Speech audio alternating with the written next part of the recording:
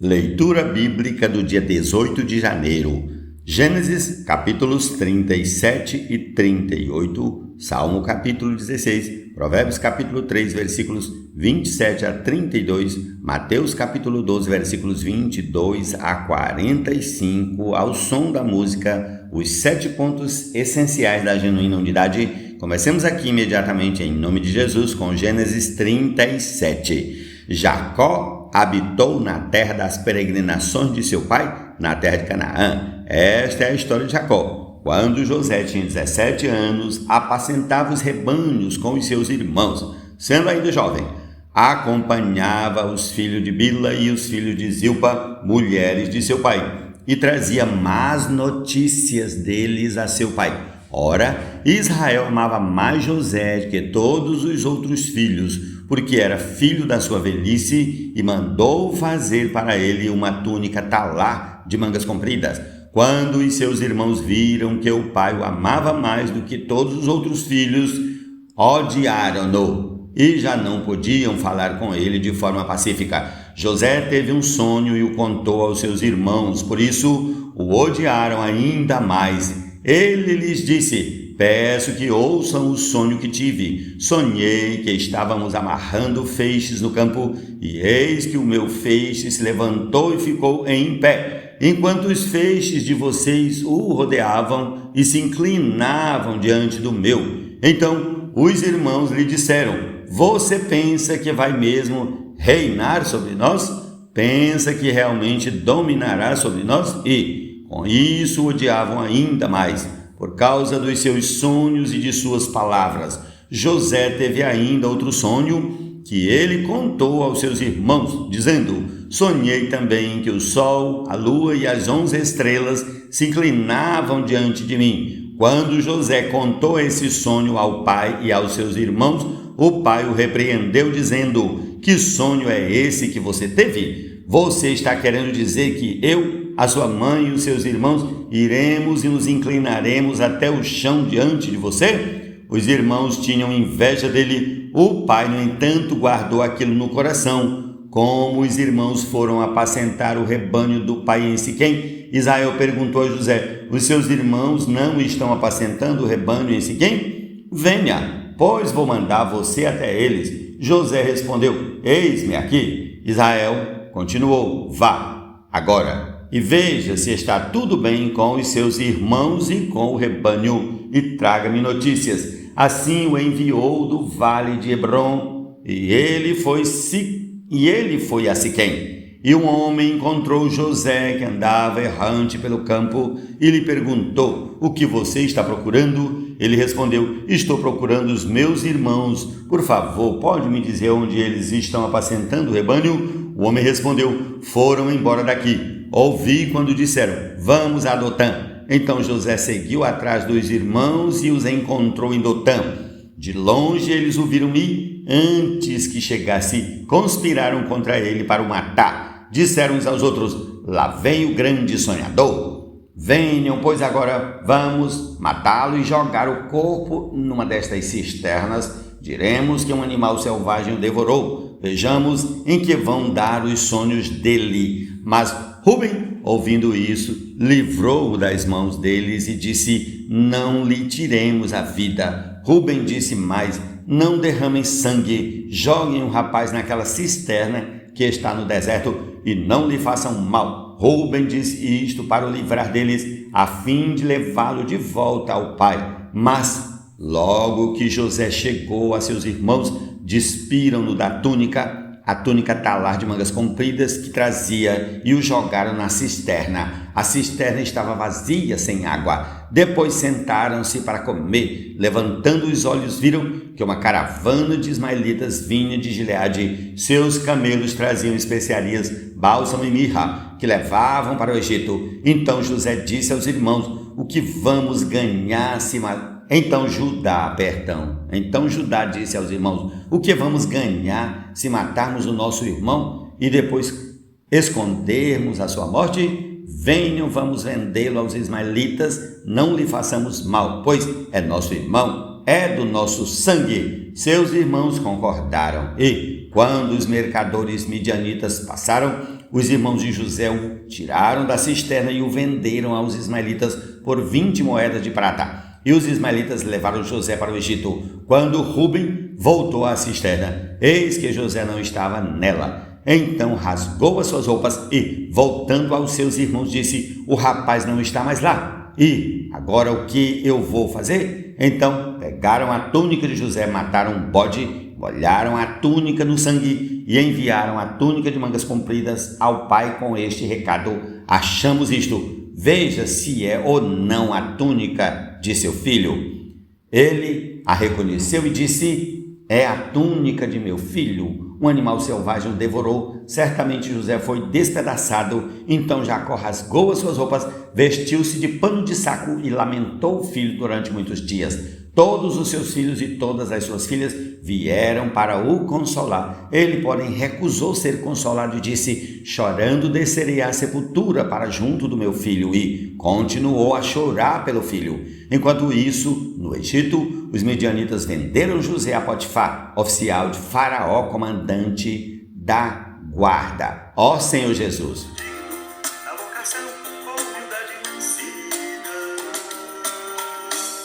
Gênesis capítulo 38. Aconteceu por esse tempo que Judá se afastou de seus irmãos e se hospedou na casa de um adulamita chamado Ira. Ali Judá viu a filha de um cananeu chamado Sua. Ele a tomou por mulher e teve relações com ela. A mulher ficou grávida e deu à luz um filho, e Judá lhe deu o nome de Ela ficou grávida outra vez e deu à luz um filho, a quem ela deu o nome de Onã. Mais uma vez ela ficou grávida e deu à luz outro filho, a quem ela chamou de Selá. Ela estava em Quezibe quando o teve. Judá tomou uma esposa para o seu primogênito. O nome dela era Tamar. No entanto, o primogênito de Judá, era mau aos olhos do Senhor, e por isso o Senhor fez com que ele morresse. Então Judá disse a Onã: tenha relações com a mulher do seu irmão, cumpra a obrigação de cunhado e dê uma descendência ao seu irmão. Mas Onã sabia que o filho não seria considerado seu. Por isso, todas as vezes que tinha relações com a mulher de seu irmão, deixava o sêmen cair na terra, para não dar descendência a seu irmão. Isso, porém, que fazia era mal aos olhos do Senhor, e por isso fez com que também este morresse. Então Judá disse a Tamar, sua nora: continue viúva na casa de seu pai, até que Selá, meu filho, cresça. Pois Judá pensava assim: é para que não morra também este, como os seus irmãos. Assim Tamar se foi, passando a morar na casa do pai dela. Algum tempo depois, morreu a mulher de Judá, que era filha de Sua. Quando terminou o período de luto, Judá foi até onde estavam os tosqueadores de suas ovelhas, em Tina, ele e seu amigo Ira, o adulamita. E alguém foi dizer a Tamar: eis que o seu sogro está a caminho de Tina para tosquear as ovelhas. Então ela tirou as suas roupas de viúva e, cobrindo-se com um véu, se disfarçou e sentou à entrada de Enaim, no caminho de Tina, porque ela sabia que Selá já era homem e ela não lhe havia sido dada por mulher. Quando Judá a viu, pensou que se tratava de uma prostituta, pois ela havia coberto o rosto. Então se dirigiu a ela no caminho e lhe disse: venha, quero ter relações com você. Acontece que ele não sabia que ela era a sua nora. Ela respondeu: o que você me dá para ter relações comigo? Ele respondeu: eu mando para você um cabrito do meu rebanho. Ela perguntou: você deixa comigo uma garantia até mandar o cabrito? Ele respondeu: que garantia posso deixar com você? Ela disse: o seu selo, o seu cordão e o cajado que você tem na mão. Ele lhe deu os objetos, teve relações com ela e ela ficou grávida dele. Tamar se levantou e foi embora. Tirou o véu e pôs outra vez as roupas de viúva. Judá enviou o cabrito por meio do adulamita, seu amigo, para reaver a garantia que tinha deixado com a mulher, mas ele não a encontrou. Então o amigo de Judá perguntou aos homens daquele lugar: onde está a prostituta cultual que costumava ficar junto ao caminho de Enaim? Responderam: aqui não havia nenhuma prostituta cultual. Ele voltou a Judá e disse: não encontrei a mulher. mulher. E além disso, os homens do lugar me disseram que lá nunca houve nenhuma prostituta cultual. Judá respondeu que ela fique com aquelas coisas para si, para que não venhamos a passar vergonha. Eis que mandei o cabrito, mas você não encontrou a mulher. Passados quase 3 meses, foram dizer a Judá: a sua nora Tamar se prostituiu, pois está grávida. Ao que Judá respondeu: tragam-na para fora para que seja queimada. Quando a estavam trazendo para fora, ela mandou dizer ao sogro: eu estou grávida do homem a quem pertencem estas coisas. E disse mais: veja se reconhece de quem é este selo, este cordão e este cajado. Judá os reconheceu e disse: ela é mais justa do que eu, porque não as dei a selar meu filho, e nunca mais teve relações com ela. E aconteceu que, estando ela para dar à luz, havia gêmeos no seu ventre. Ao nascerem, um pôs a mão para fora, e a parteira, tomando-a, amarrou nela um fio vermelho, dizendo: este saiu primeiro. Mas, recolhendo ele a mão, o outro nasceu primeiro. E a parteira disse: como você rompeu a saída? E lhe deram o nome de Pérez. Depois nasceu o irmão em cuja mão estava o fio vermelho, e lhe deram o nome de Zera. Jesus é o Senhor, amém.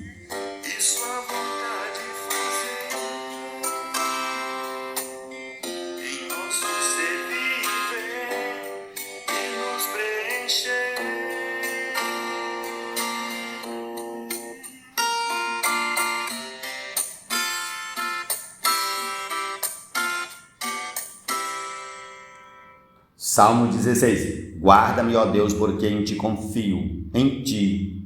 Guarda-me, ó Deus, repetindo, versículo 1. Guarda-me, ó Deus, porque em ti me refugio. Digo ao Senhor: tu és o meu Senhor. Outro bem não possuo, senão a ti somente. Quanto aos santos que há na terra, eles são os notáveis, nos quais tenho todo o meu prazer. Muitas serão as dores dos que trocam o Senhor por outros deuses. Não oferecerei as suas libações de sangue, e os meus lábios não pronunciarão os nomes deles. O Senhor é a porção da minha herança e meu cálice. Tu sustentas a minha sorte. As minhas divisas caíram em lugares agradáveis. É linda a minha herança. Bendigo o Senhor, que me aconselha, pois até durante a noite o meu coração me ensina. Tenho o Senhor sempre diante de mim. Estando ele à minha direita, não serei abalado. Por isso o meu coração se alegra e o meu espírito exulta. Até o meu corpo repousará seguro, pois não deixarás a minha alma na morte, nem permitirás que o teu santo veja corrupção. Tu me farás ver os caminhos da vida. Na tua presença há plenitude de alegria. À tua direita há delícias perpetuamente. Jesus é o Senhor.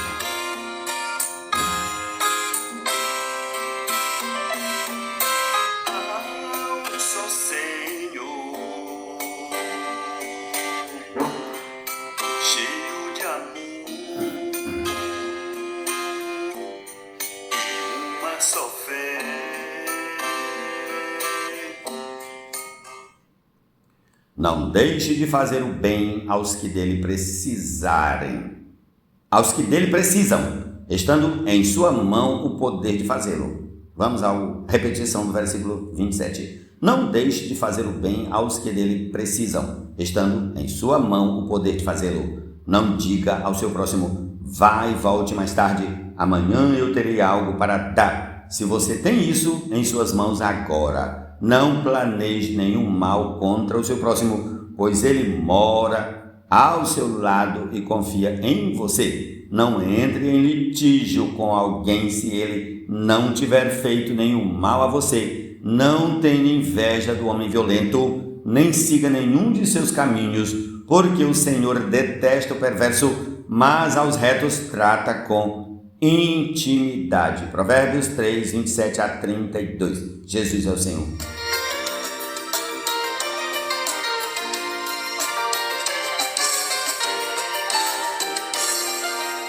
Mais graça dada é a medida que os anos pela fé. Quando Jesus subiu, levou cativeiro, não distribuiu. Ao céu ele ascendeu, as profundezas da terra também desceu.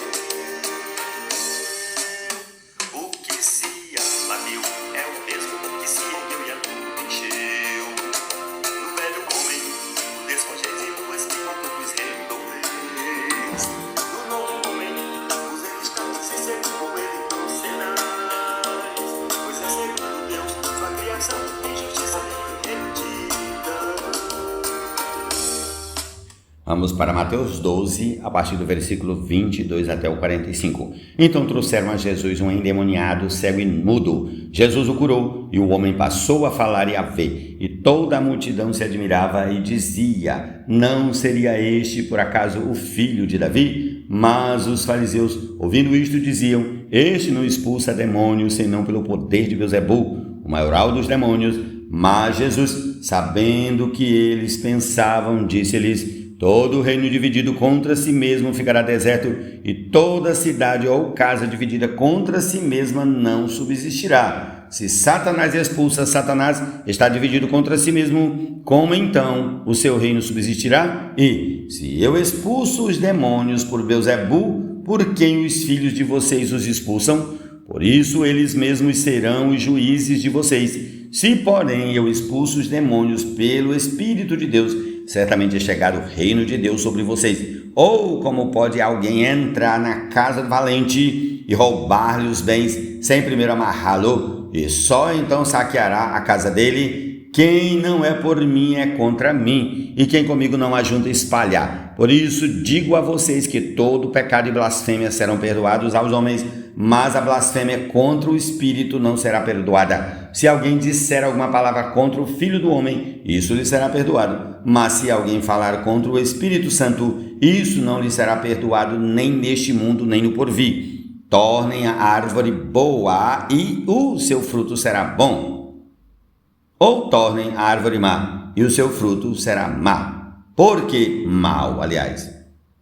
Tornem a árvore má e o seu fruto será mau. Porque pelo fruto se conhece a árvore. Raça de víboras, como vocês podem falar coisas boas sendo maus? Porque a boca fala do que está cheio o coração. A pessoa boa tira do seu tesouro boas coisas, mas a pessoa má do mau tesouro tira coisas más.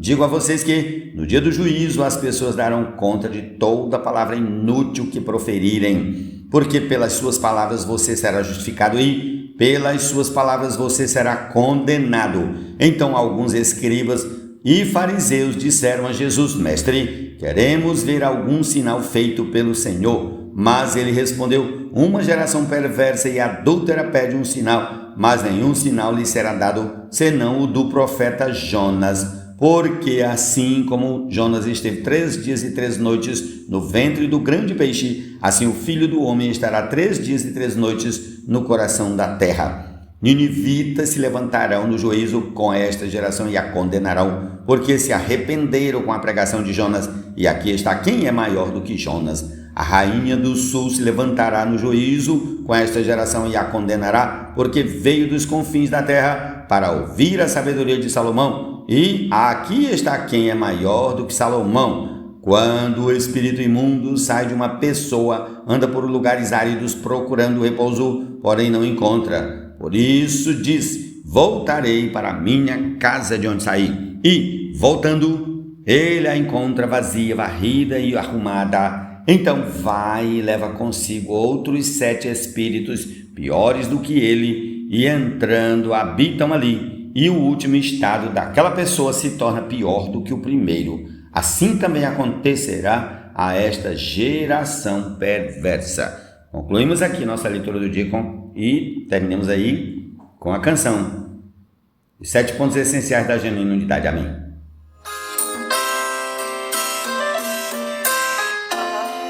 Só Senhor,